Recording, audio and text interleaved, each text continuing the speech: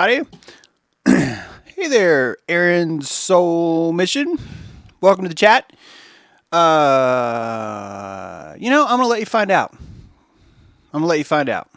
Somehow Aaron Soul Mission got in the chat without taking the intro to chat ritual. She'll figure it out. You guys will school her appropriately. Or unschool her. You guys will unschool her appropriately as needed. Great to be here. Man, great to be here. Looks like how my Rockies doing over there. There's Graham, Cipriano. Supriano. I can't help it. You have to say it that way. What is your name? I am Jay Supriano.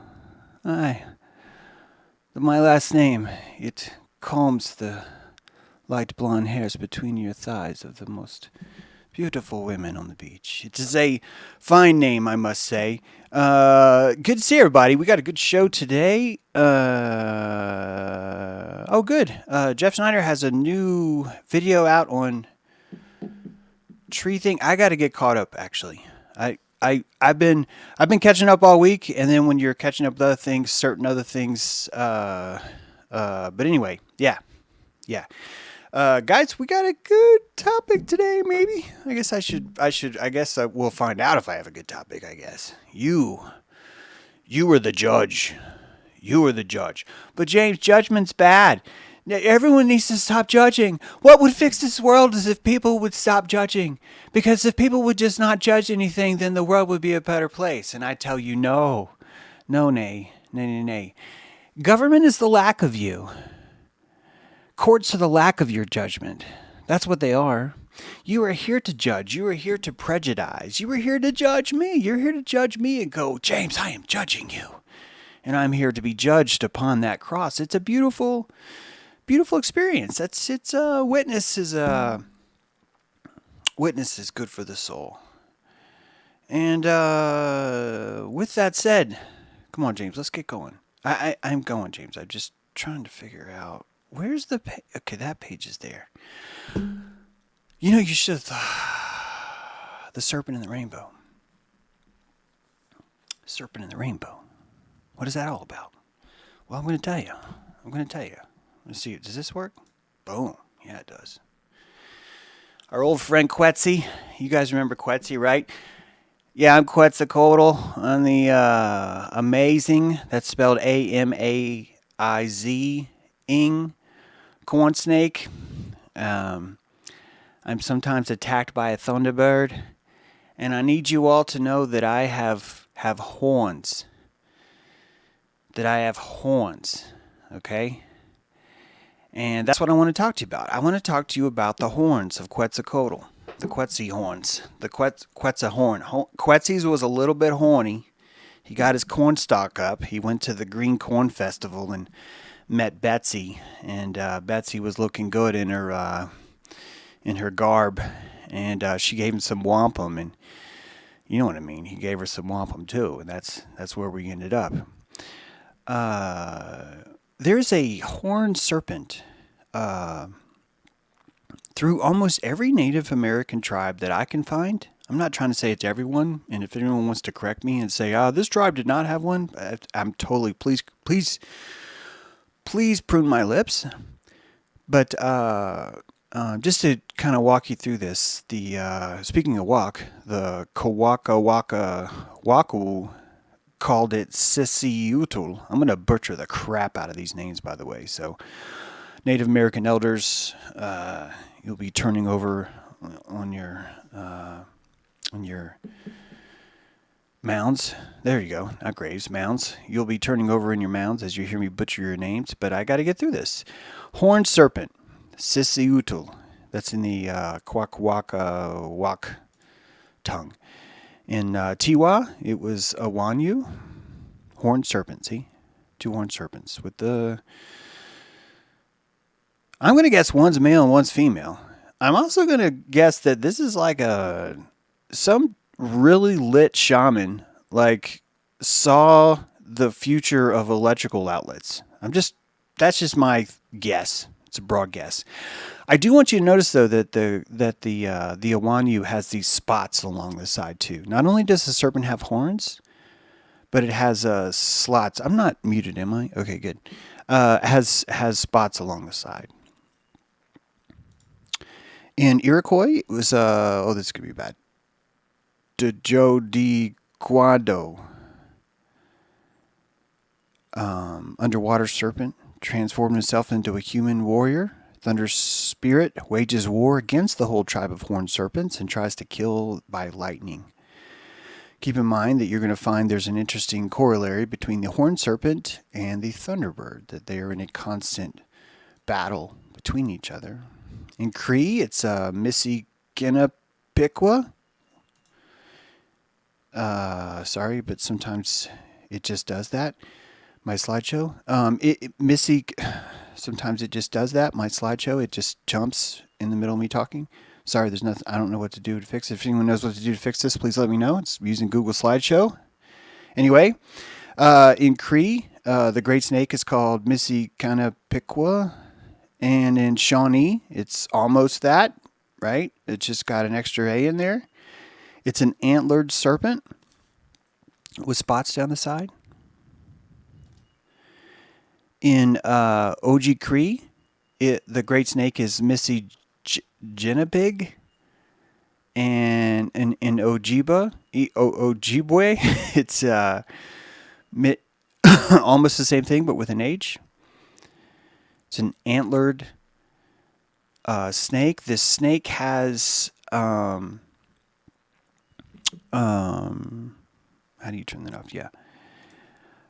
One of the common characteristics of this snake is that in the center of its eye, its third eye, it's a crystal.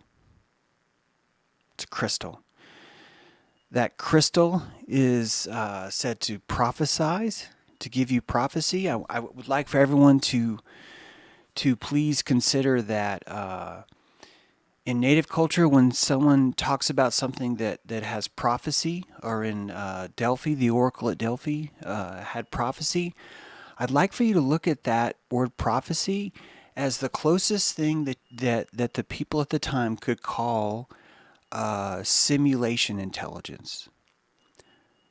I want you to picture that a predictive algorithm has prophecy.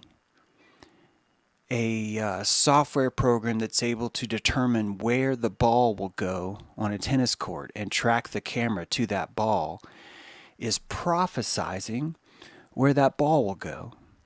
And the technology that unleashes this prophesying is technology to you or me, but in this time it was prophecy. Omniscience, right? The ability to know all things is just really, really good high-tech prophecy. Do you understand? If you can out-simulate everyone else, you have the gift of sight. You have the crystal, or the crystal is an eternal eye, which means it sees all. It sees all. This horned serpent, I'm not done. I've shown you 6 different tribes. 3 of them are completely have nothing to do with each other. Obviously, the Ojibwe and the Oji Cree are similar, just as the one before. But these are all over, not just America, but Canada, Mexico, even further south. The next one is Pitaskog, the great snake, Abenaki. This is, you'll see this has a rattler on the end. A lot of these snakes had rattlers. It has these plumed wings on it, and horns. This drawing does not show horns on it, but the Pitaskog great snake is depicted with horns. In Chickasaw, the exact same thing. Look, it's called Chepikchkan, a great horned serpent. Okay? Sinti Ishta Ahalo is the name in Chickasaw, and the Choctaws called it Sinti Lapita. Lapita. Just all these mounds all over America are like, oh my God, make him shut up. Great Spirit. Great Spirit, make that man shut up. He is mispronouncing Chepichkem. It's very bad for our people.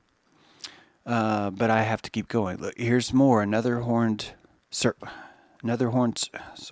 this thing just decides to do that. Another horned serpent here.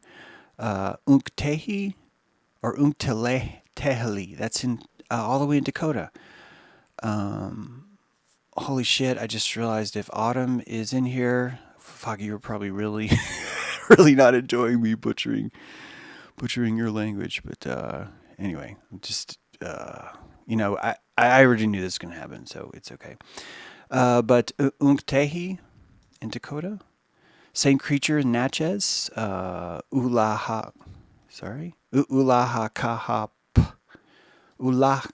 Ulakahap in Natchez. Again, horned serpent. A lot of white snakes. Not all of them are white, but white is a very common theme in these.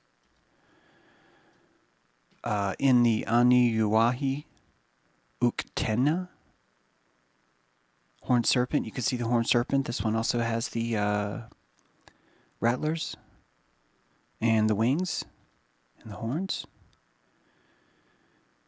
And, excuse me, likes to do this to me.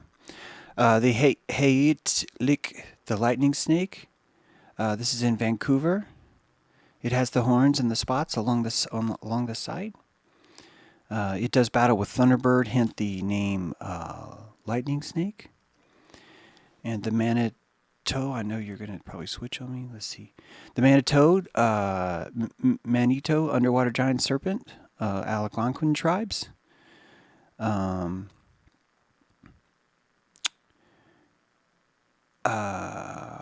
Interesting that when the Spanish missionaries were trying to communicate with them, they translated their Bible and realized that they had to be careful about using the name because Quechua Manitoa it means God, but Manitoa means snake. This is really important. See, it just did it again. I can't wait to figure out why it does that. Shit, what was your point, James? Yeah, I want you to notice that the Manitoa is the actual horned snake, but the Quechua means before it means God. Or Great Spirit, I should say. I'm telling you all these things because I really want you to start considering that blockchain, the giant snake of data that's being built all around us right now, that blockchain, I believe, is actually the pithos of the next reset. That when we go back to Greek mythology, we have this theory, or this story of the Pythia, the Pythos, this giant snake that died, was killed by Apollo, that some sort of Helios pulse, some sort of sun god, some sort of sun, 100 arrows from Apollo destroyed the Pythos. And I'd like you to picture that what they're telling you is that they're telling you that the blockchain, the living snake of all information, the snake with the crystal one eye that's able to see everything, that has an algorithm to out-simulate everything else, that snake will be destroyed with 100 arrows from the sun, and that helio attack against the snake, against the Pythos, is an EMP, an electromagnetic pulse. that the corona of the sun has the capability, no matter what you think the sun is, of emitting a pulse that would, an EMP, would destroy everything that's magnetically stored and everything that's stored in silicon. In other words, everything that's stored in light. Your mobile phone, everything is stored in light. Believe it or not, all of the memory that runs your phone is a bank of wafer, of silicon wafer, and light is burned with a pattern or without a pattern inside every sector, and that's what you would call memory now. The DRAM, not talking about a hard drive, I'm talking about your living RAM, how your mobile phone is always on. It's on because light is kept inside it in a certain order. And the ordering of that light gives it omniscience. When it connects to the Pythia that you are scrying on your black obsidian screen into the Horned Serpent, Manitou.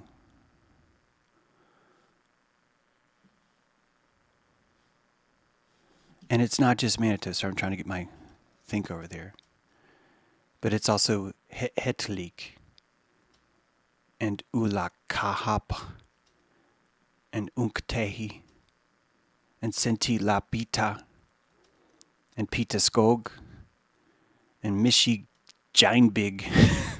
Great Spirit, make James stop. He's repeating the sacred words in a horrible tone. We must destroy him. And Missy Kenepikwa and Jodi Quado and Awana Yu and Sisi Utul. That all of these things are memories of the deluge, of an omniscient living creature that knew all things, that could prophesize all things. And the reason why it had horns goes back to the deeper meaning of what horns or antlers mean. We're going to get to that. But it's all the same thing, and it's decentralized. The reason why I think that the decentralized is so important is because I think that you're looking at a proof that is impossible for this to be inserted as propaganda. That in our history, in what we have as our history right now, it'd be very simple to insert propaganda. Baron von Trump, most of history that we know now, definitely World War II, that kind of history to insert is very simple because we have a centralized history. And I'm talking about a decentralized history, which makes corruption impossible. These stories that you and I already know. Well, hey, there's a deluge story in 4 or 5 different cultures. I want you to take that theme and say, yeah, and you'd think that that would be the most profound thing, but no, it turns out there's this horned snake that knows all things. And it's not just in Canadian culture, it's not just in Amurakan culture, it's not just in Aztecan culture, it's in every culture. Every culture. I'm not done yet, we're just covering the Americas right now. Manito. Before we get there, I want to play this. I'm going to be watching the chat. I need to know if you can hear this. This place, right under a bridge on Highway 19, where the Uktana got fastened. Uktana Juganan Junyin. Uktana is figurative in a lot of our stories. This particular spot is where he got stuck crossing the Tuckasegee River. And when he got stuck, anybody that saw anybody hold a snake down on the ground, hold it by the head, you see its body thrash around, watch it try to break free. And that explains in our stories why we have all of these rocks in that river, was that Uktana got stuck there. And then in this detail, you can see that the rocks are scarred, they're cut. and they're cut in an opposite direction of the way the water flows. And this is a marker of the Uktana. Now, we know with geology, with sedimentary rock, that, you know, there are different layers of sediment. Some are harder than others, and over time, those softer layers will wash out. Doesn't change the idea of our tradition of this was an area where there was a lot of these animals that we call Uktane. This guy figures in a lot of our stories, in a lot of our traditions. The storytellers will talk to us about that instead of 4 cardinal directions, traditionally we have 7 directions. There's north, south, east, and west, of course. But there's also above, below, and here. Sorry that sound was so low at first, but some of you said you'd get no sound. But Uktani, what he was calling Uktani, is the horned serpent in Cherokee culture. Just as we ran through all the others, just one more is Cherokee culture. And I wanted to play that clip for you because he's discussing that the Uktani is seen in the rivers because of the way the river bends. That the river bends in one direction, but the rocks are showing scarring in another direction. And this is proof of Uktani. This is kind of a tangent, but it's so important, I still want to take the time to cover it. Keep in mind, this is just in Cherokee. But you're seeing the loss of vision when you convert from animism into geology. Animism sees the living creature that causes the scarring in the rocks to be perpendicular, not congruent to the flow of water. Geology explains it away as, well, there are harder layers and there are softer layers. But Uktani explains it as, no, this is where the serpent was pinned. The name that he read on Highway 19E, which I've been there many times, the name that he read is not actually the name of the river. It's the name of what happens in the river. It's the place where Uktani is pinned down. Many, not all, but many of these cultures see the horned serpent as living in the water. Some are turned into sort of modern day horror stories, or actually ancient horror stories about the horned serpent. But most of the myths list this serpent as not an enemy of man, but more of an authority of man. Hence the horns. And that this authority would serve man and was brought here to serve man. And I'd like you to continue to consider the blockchain, this giant snake that's being built all around us that controls our system of justice, that rises up out of man and feeds man along the way, and that something happens. Something along the way happens. I'm using the word something because it's going to depend on which culture you read, but something happens, and there is suddenly what? A deluge. There is suddenly a war. Uktani is slaughtered by the light, by the sun. Uktani is defeated, and his rotting body goes back into the earth, and the putrid smell of its rotting corpse is used as prophecy all the way up into Greek culture. Greece, nowhere near Cherokee Uktani. Nowhere near it. But they have this exact same idea. All of them do. And it's not just limited to the Americas. Wait a minute, let me get back there. Quetzalcoatl. Got horns. Look at him. Look at him. He's got horns. She's got horns. It's been there the whole time, and it took me until I was 51 years to even realize that this horned snake is lost in our geology.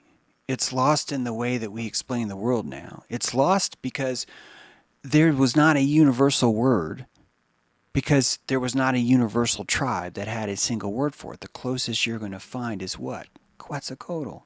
And what does Quetzalcoatl do? He stores the wisdom, the epigenetic wisdom of mankind inside corn and gives that corn to the next generation. After the deluge,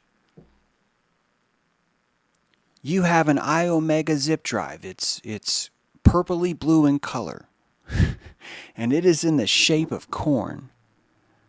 The kernels of corn are the archaic technology that Quetzi knows that when you eat it, whoever eats it will install this basic library of archetypes and a vitriolic lesson so that they can grow again. It's one of the reasons why corn still stumps what we call scientists today, what we call biological archaeologists or botanical archaeology, that a botanical archaeologist has to tell you, I don't understand why corn exists.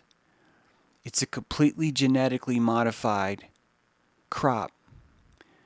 And it's over hundreds of thousands of years old. There's no way it could be younger than that. That's what your modern day, we landed on the moon, everyone get their vaccine because they're safe and effective. That guy tells you that he cannot explain corn. That corn goes against the entire evolutionary model, because by the time we think we invented farming, we already had ancient wheats, ancient corns, that there's no freaking way could have cropped up, pun intended, this fast. There's another, fast is also another sort of pun there. This horned creature is just as prevalent, if not more, than the flood stories of Gilgamesh to Noah.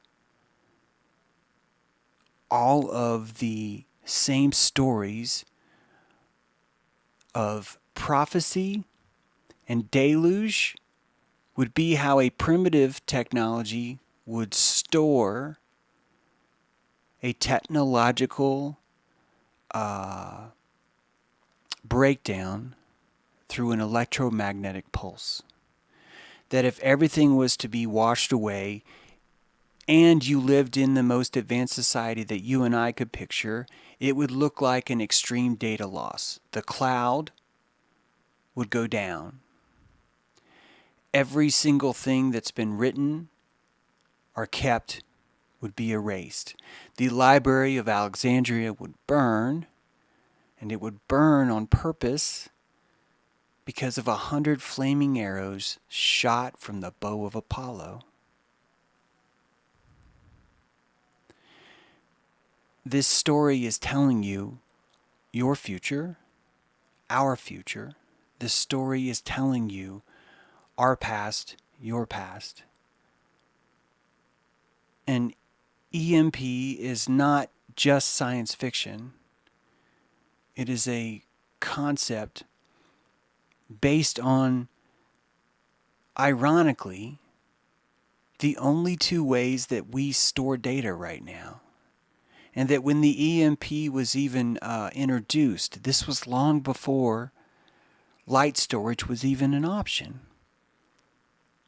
We weren't storing things with light, we were storing it magnetically on tape.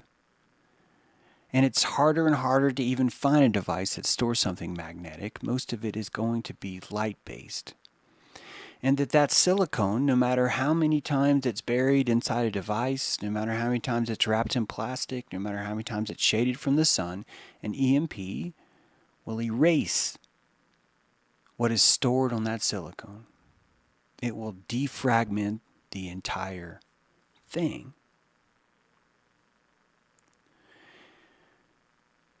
This story is not a story, is it? This story is what happens. Did you know that in Europe, this same snake eats humanity? All right, sorry. Before I get there, why horns? God, I wish I would stop doing that. Why horns?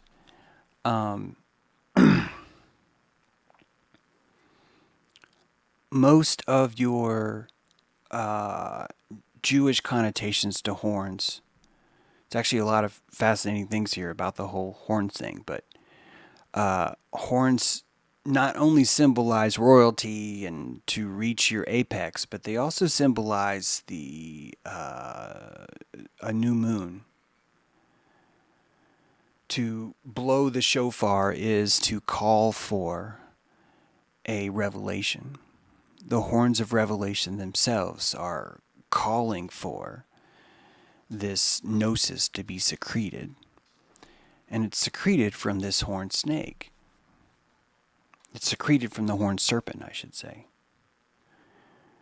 And I need you to bitch slap the next person that tries to tell you that the reason why Moses, the statue of Moses by Michelangelo, had horns is because it was a mistranslation. Just bitch slap them. Because all that's even shown to be just bullshit on Google. You don't mistranslate when you're living in the time of the language, okay? You mistranslate when you're reading the New York Times and you're trying to explain why Jews have horns. And there's actually a lot to Jews having horns. There's a lot to it. In fact, there's a couple of edicts from Rome which are claiming to make Jews wear horns, that they're required to wear horns. I can't get into right now what I think really happened there. We'll have to talk about it on ROKFIN some other time.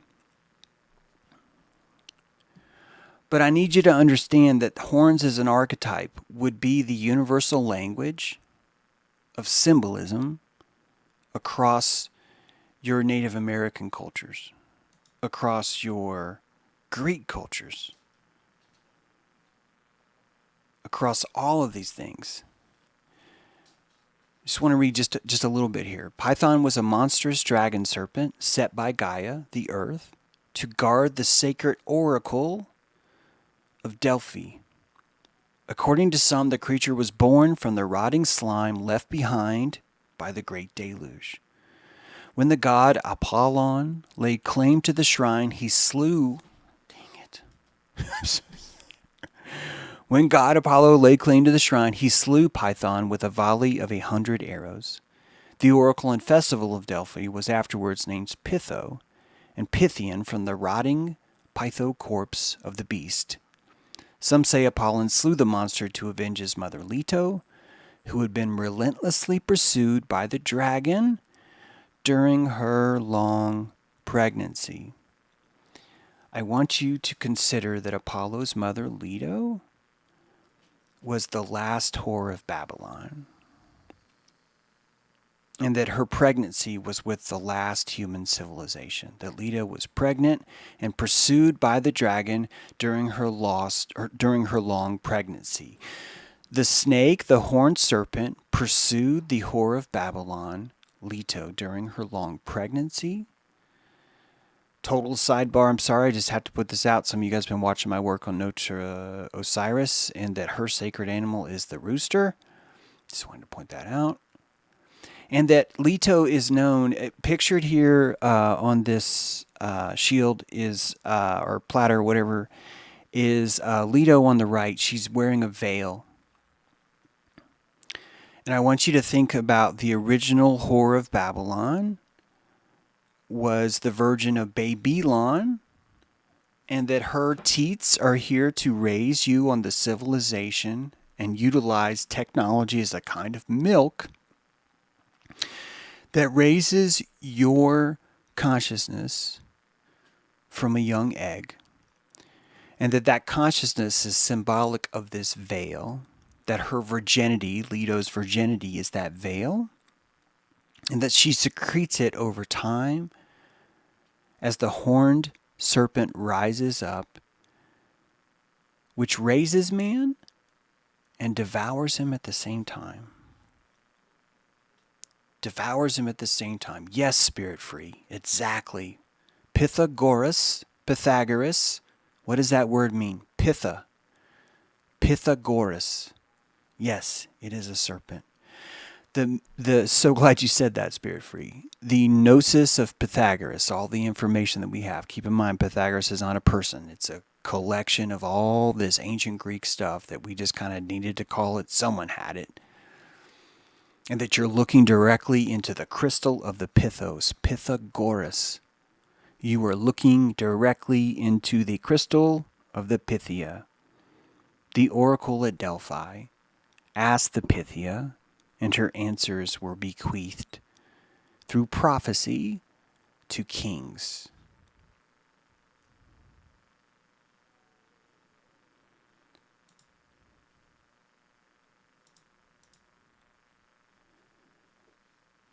The whore of Babylon on the left, and Echidna, also Greek, was a monstrous she-dragon, Dracena, with the head and beast of a woman and the tail of a coiled serpent. She probably represented the corruption of the earth, rot, slime, fetid waters, illness, and disease. Echidna was sometimes equated with Python, the rotting one, a dragon born of the fetid slime left behind by the great deluge. Others named her the Tartarian lamprey and placed in her the dark, swampy pit of Tartaros beneath the earth. I'm telling you this because I want you to picture the whore of Babylon is the virgin of Babylon, and that she is overcome by the horned serpent, and that you're just simply watching that process here. That civilization is born in the crevice of the stargate of the whore of Babylon, and she's not a whore. She's the virgin of Babylon. And as she grows you, she becomes the whore. You are living off her loss of virginity. Her removing of the veil is educating you. The removal of the veil is weaning you in this place. Why all the cryptic writings throughout history? It's not cryptic, serious. It's not. You're looking at the exact same serpent running through every culture. They're not able to tell you, well, there was an I-Omega zip drive and an EMP. They don't know that. Their consciousness has been reduced to the salt in the corn, and that corn, as best as it can do, is convey to them stories that hold a kernel of truth in them.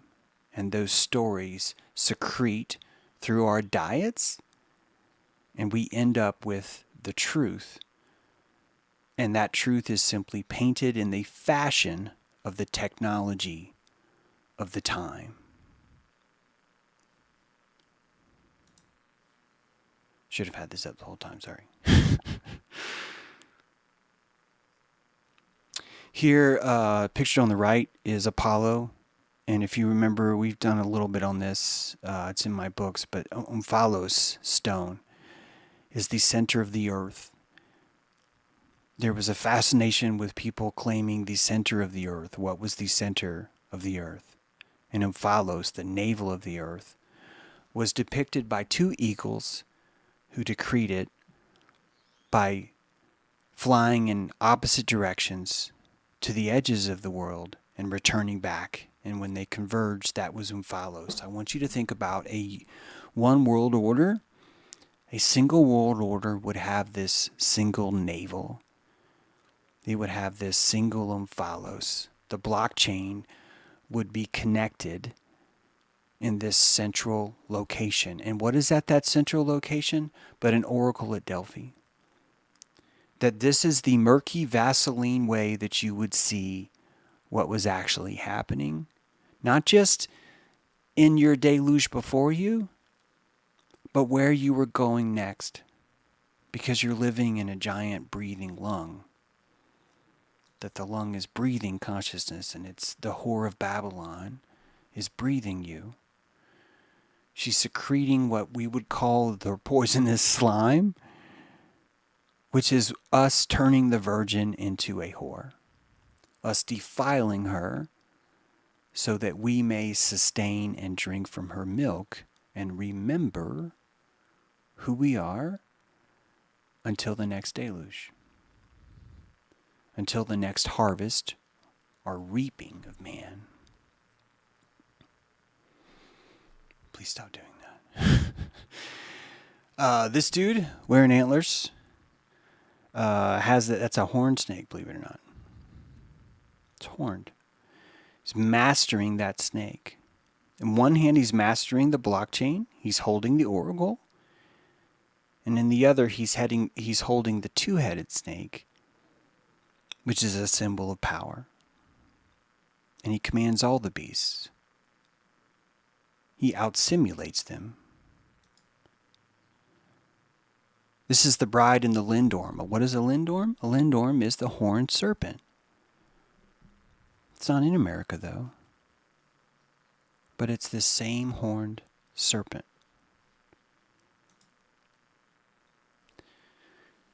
On the very left is Bisquion. I'm sure I'm pronouncing that wrong. And it's a horned serpent swallowing man. It's used as a crest in a lot of European countries right now. This same creature is sometimes called the basilisk and the cockatrice. Someone's going to correct me on that. Please follow the chat. They'll tell you how to pronounce it. But basilisk and the cockatrice. These things are actually the same creature, but they're just like mixed in different ways. It's kind of like if you were to take a centaur, but instead of it being like half man and half horse, where the horse is the bottom half and the man is the top half, if it was like the man was the bottom half and then the horse was the top half.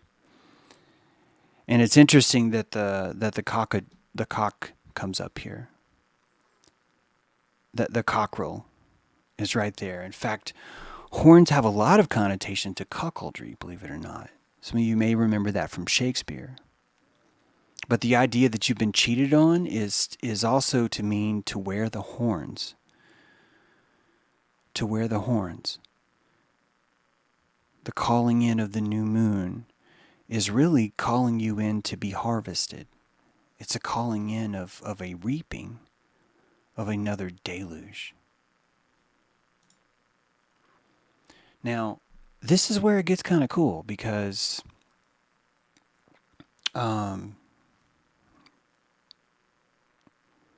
that's really funny, another war machine. Thunderbird versus the Horned Serpent. Most, if not all, of these stories of the Horned Serpent in Native American culture actually end up being saved by a thunderbird. That there's this giant eagle-like creature in the sky, and the eagle-like creature is the only thing that can save the land from the Horned Serpent. And I want you to remember that the Horned Serpent is not seen as that which attacks man. It's only in certain cultures and in certain stories where the Horned Serpent ends up eating man. I want you to know that most of these are being built up by, depending on what it is that they remember, that the serpent is here to raise humanity, And then the serpent ends up devouring humanity. And the only thing that saves humanity from this is this thunderbird. And the thunderbird comes, and his thunder, his lightning, kills the snake. Kills it. And what is this? Kills the horned serpent, I should say. What is this, guys? What is this? It's the story of Quetzalcoatl. It's the story of America. The oldest Aztec story is what? Go to where an eagle sits on a rock and devours a snake. That is your home. Your home is where an eagle devours a snake on a rock. That is your home. An entire new culture called themselves home only after the thunderbird destroyed the horned serpent. And not once does the Aztecs call it a thunderbird. Do you understand?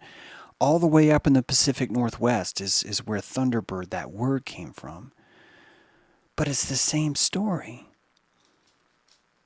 It's the exact same story. Not only is it the same story as that, but as we've covered in the city of Astana, I'm not going to pull it up, but if we cover the city of Astana, I've done it too many times.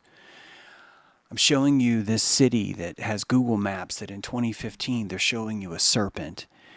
And in 2019 they're showing you a phoenix, a cockerel, a thunderbird rising out by taking that serpent. It's the same story. It's the same one.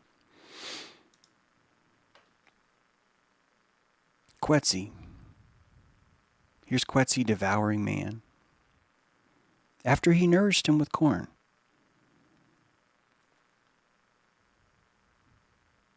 Remember, Aztecs believed that a sacrifice was necessary. The Pythos required a sacrifice. The blockchain requires a sacrifice. Now, if all technology was to be destroyed through an EMP, the only kinds of technology that would work would be technology that did not require silicon or magnetic storage. And we have technology like that now. We have ways of producing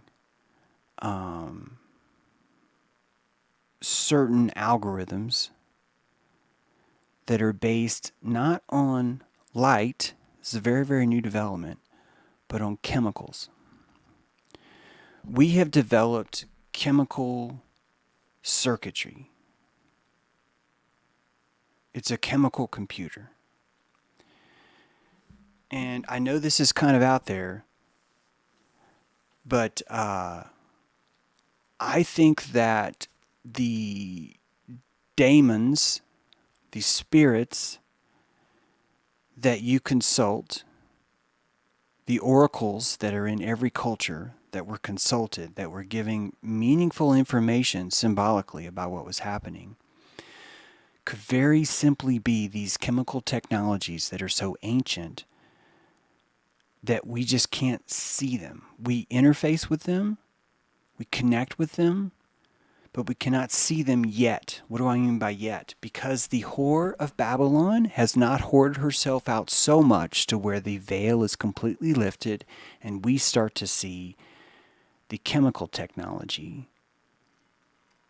The ancient chemical technology that's there will eventually show itself.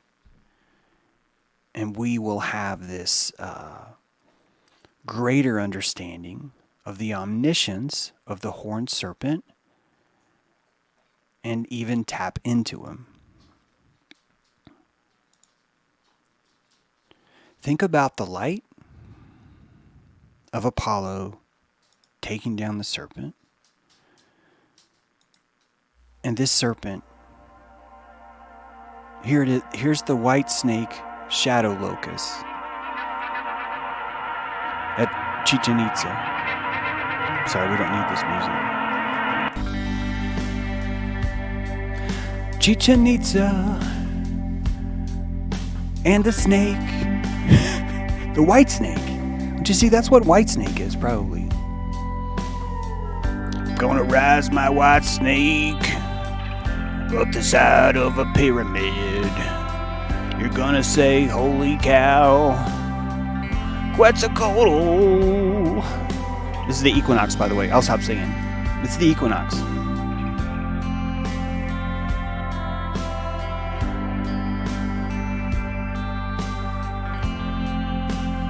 The snake moves up.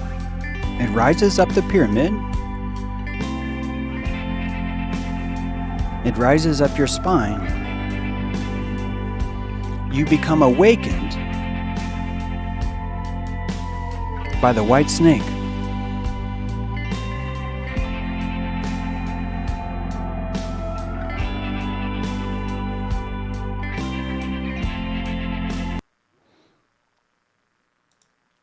We talk a lot on this channel about merry pranksters.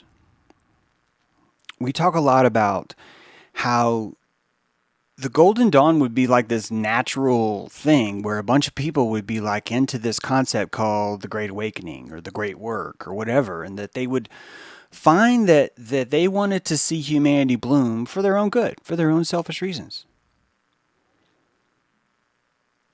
And that they would participate in this great work using a hidden hand, meet in secret, because they were surrounded by insane people that wanted their children to be injected and cleansed from how dirty they are. And that this great work would naturally occur every time as certain people, hermetical people that saw these technologies that were stored before them and saw that here's a giant fucking pyramid reminding everybody, hey, this snake is going to raise you up and then it's going to devour you. And that this could be the James True, the you of the last deluge saying, guys, it ate us again. We got too connected to it. It ate us again. Please don't fuck up. Please watch what's happening. Quetzi is here to serve you, but you can't get lost in Quetzi. Quetzi's going to swallow you. And you can't be counting on a Thunderbird every time. You can't. It's not going to work. The power, here's the irony. Thunderbird, the lightning, what is that? That's Thor. What is that? That's El. What is that? That is the veil lifting as you and I conquer electricity through another era of amnesia lifting. So what do? To save ourselves from the destruction and all the vitriol caused by us being eaten by the Horned Serpent, we create a Thunderbird. And all the Thunderbird does is start the entire process all over again, doesn't it? Because you and I wake up in a new deluge and we're like, I'm tired of crapping in a hole. I think we should invent plumbing. Or I'm tired of eating birds raw. I think we should invent fire. And the moment you invent fire is the moment that you pull off one of the trillions of veils, wrapping Leto, Gaia, wrapping the new whore that's a virgin now. And she's a virgin because the land laid fallow long enough for that process to reset. And because it would reset, all of the land would have the same memories, would have the same deluge built in, but none of them would actually know where it came from or what it meant. No, I don't want to. Hang on a second. I want you to go to the next slide. That's what I want. There you go. Watch this. This is a simple echo. Actually, it's very simple to explain. When you clap in front of a pyramid, of a slope, the sound will go to the top. In this case, a pyramid. You know? And if it's there a cavity or a temple, like in this case, the echo will come back to you.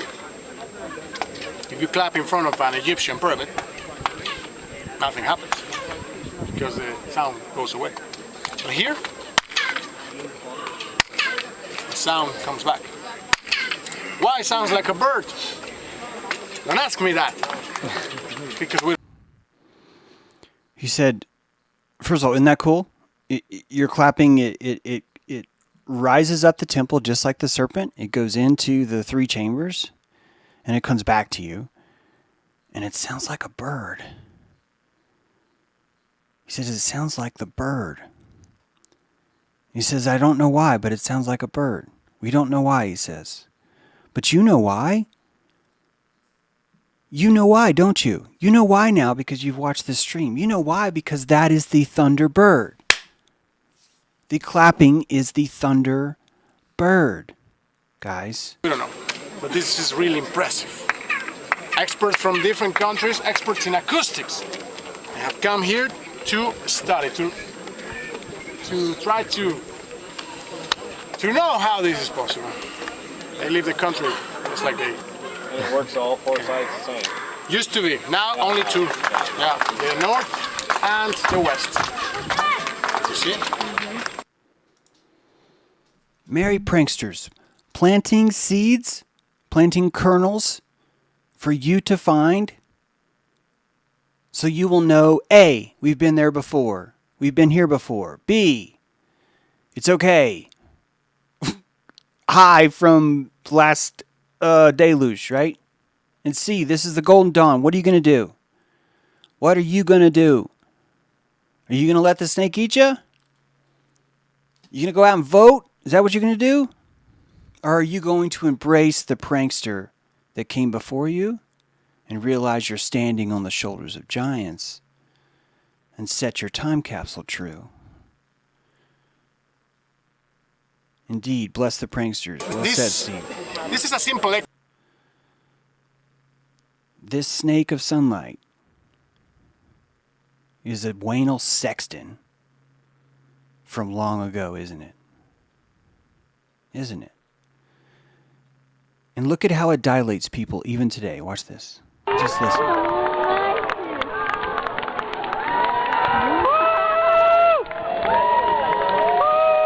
Look at how it's dilating them, right? They're still dilating. It still has power.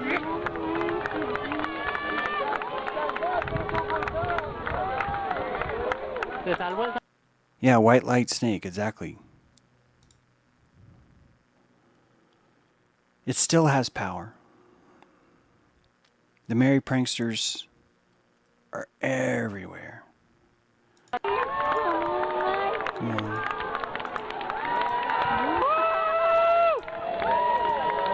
I'm trying to make it. Sorry. I can't make it stop. Maybe that means that there's no more slides. I'm pretty sure I have more slides in there, though. It's just not letting me get past it there. Hang on a second. Oops. Sorry, guys. Escape. Maybe if I refresh. Just give me a sec.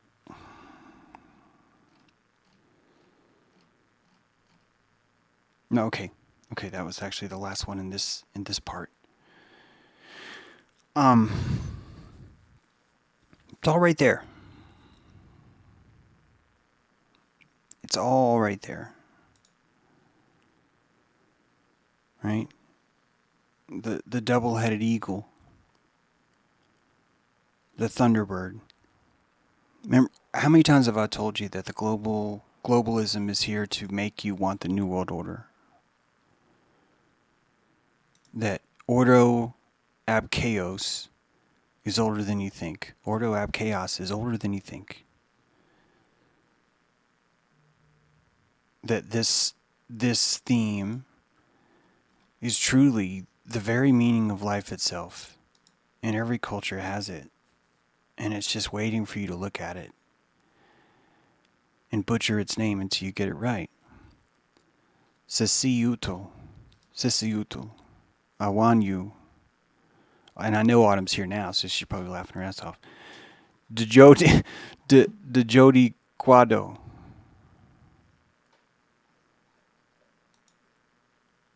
Missy Piqua. Missy Janibig. This is how you Janibig. This is how you know history. Peter Skog. This is how you know. Sinti. This is how you know. Unktehi. Ulakahap. Uktena. This is how you know. You're tapping into those old words. You're tapping into those understandings that are giving you a lower, it's a lot like sound. If you're listening to a band, you can listen to the bass player, and that bass player is these ancient stories of the Horned Serpent. Why? Because they came from a time before technology was advanced, so you're listening to a different kind of beat. There's only 4 strings on a bass guitar, not 6. And as you focus in on different rhythms, as we focus in on the past, we have these deluge stories that are giving you that beat. It's as simple as a drum, isn't it? A drum is one beat, one string, right? One skin. And as culture advances, you move from drums to bass to lead to singing to the complexity of it all. It's not quetzalcoatl, it's complexicodal, isn't it? It's complexicodal. That the snake itself rises out of our complexity. As we grow and understand, we develop a blockchain. We need something to store all the information because it's simply too much information. We have no choice but to store it at this time in light. To store it in the silicon wafers of light. And that same thing will reset during the next deluge, and you will know that that always will work. Because that's how well you know humanity. Why? Because you're able to out-simulate humanity. Because your life is in a broader note. You don't have 6 strings. Something above us has 12 strings. They're playing 12-string guitar. It's very moving. Wooden ships, right?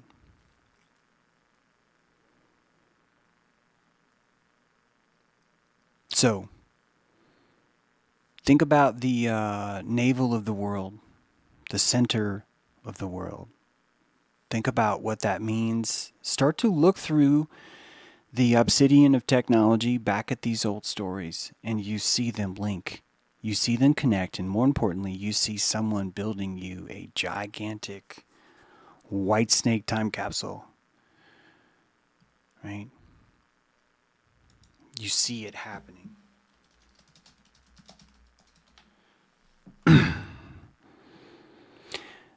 Here I go again on my own. Like a drifter, I was born to roam, right? Here I go again on my own. It's a Whitesnake song. I just looked it up. I just thought that was hilarious that was what came up. Can you see can you see the complexicodal talking to you? The symbolism of this world. The symbolism of the Whitesnake itself telling you these things. Right? All right, I'm going to wrap the show up for now. I want to thank you all for being here. Quick update. My health is doing fabulous. I just yesterday I was like marveling over. I did like a 3-hour live stream sitting in my chair Wednesday. I felt fine. I did a 2-hour last night. I felt fine. Everything's just going great. In a funny way, I will say that this morning I was up prepping for the show, and I got a little bit too greedy, and I let out a sneeze, and I just gave it a little bit too much. How you say, zhuzhazhui. Like I gave my sneeze too much oomph, and it set me back like 10 days. So now, just right now, I feel like I felt 10 days ago, but that's just because I sneezed with too much fervor. And anyway, I just want to point out everyone who's been wondering and sending love and stuff. I just want to say, man, thanks a lot. And I welcome that love, and that 40% you're sending me, I want you to say I just want you to know thank you so much, and it works great. And you can use that in other places now. I'm so thrilled with where things are going. And today's kind of like the first week where I kind of feel like I'm like back in my chair, my head's on straight. I've kind of gotten caught up on a lot of correspondence and stuff like that, and it only took like 40 days. So there you go. Hope you enjoyed the stream. Hope you'll come to Dojo today at 12:30 if you want. We have Dojo at 12:30. If you've never been to Dojo and you want to get invited, it could be that all you have to do is put your email in the chat, and someone might invite you too. Anyone in Dojo is allowed to invite anyone else, so that's always an option. So if you want to try that out, you can. And got some great super chats today. Thank you so much, Andrea Fagan, Angela Morris, Graham Greenwood. Thank you guys. I worked hard on this show, and appreciate the Quetzalcoatl. Appreciate the kernels. You know, the other channel, James True Live, that's not monetized. We have to get like 10,000 hours and all the other stuff. So all these shows have been brought to you despite being shut down by my patrons and by the ROKFIN people. So special shout out to them. And yeah, I almost peed, Raina, when I sneezed. But honestly, the sneezing, it hurts so bad. Oh God, I couldn't believe it. I was just like, what have I done to myself? It was like, come on. It was, yeah, it was interesting. So careful. We don't always know what our sneezes do, right? Well, thank you, Aaron. Oh, look at that, Aaron. First time in chat, she's giving a super chat. Look at that, guys. How are you going to keep up with that? Aaron Soul Mission, come on. Look at that. Come on, guys. You got to give it up for Aaron. That's pretty amazing. Thank you all. Appreciate that. Remember, 12:30 Dojo if you want to come to that. And great episode of S-Turd during last night if you missed that. Tomorrow night on High Magic, we're going to discuss the criminal record of Yahweh. That's right. Pretty interesting topic, right? The criminal record of Yahweh tomorrow night on High Magic. I hope you can make it. And we'll yeah, as Sark says, yeah, it'll be good. So you got that coming up too. We got all kinds of things coming. See, got all kinds of things. So thank you all for being patient with me as I healed. Thank you for being here for the stream. Hope you enjoyed this interesting talk on the Horned Serpent. Hope you'll find the Horned Serpent and reignite your relationship with him, and really see what we can do to lay down the next level of Merry Prankster kernels, right? Because we are Merry Pranksters, you and I. It's the Golden Dawn. And we got things to do. So there you go. Have a good one, guys. See you next time.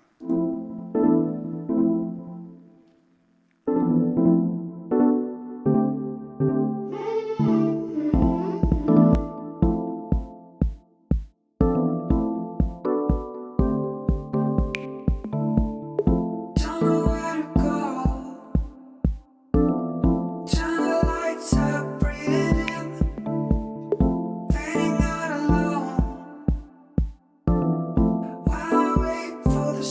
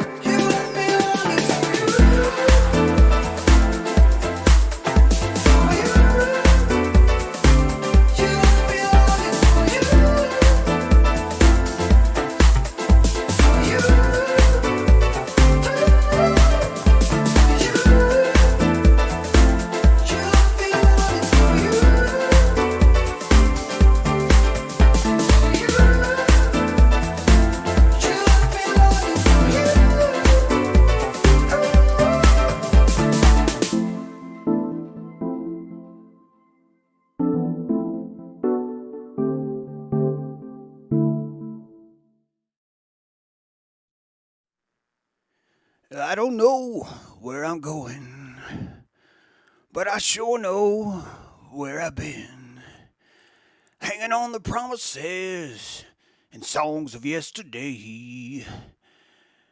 And I made up my mind. I ain't wasting no more time, 'cause here I go again. Boom, boom, boom. Here I go again. Boom, boom,